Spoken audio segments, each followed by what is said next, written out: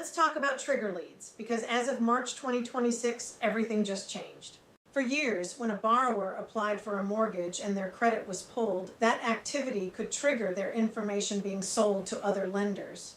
That's why borrowers would get flooded with calls, texts, and offers, sometimes within minutes.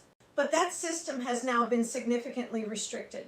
With the Homebuyers Privacy Protection Act now in effect, credit bureaus can no longer broadly sell mortgage inquiry data to third-party lenders.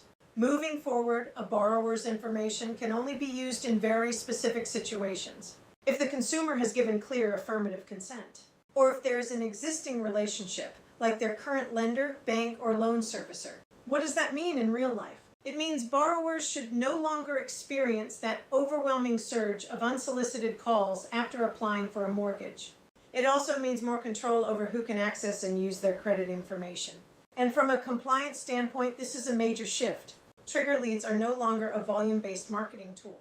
They are now governed by consent, relationship, and strict regulatory oversight. For loan officers and real estate professionals, this changes the strategy.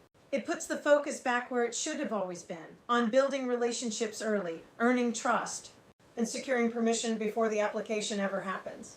Because in this environment, you can't rely on interrupting the process. You have to be part of it from the beginning. And for consumers, there's one important takeaway. Less noise does not mean less responsibility. If you want to compare options, you'll need to actively engage with lenders you trust, because they won't just be showing up uninvited anymore.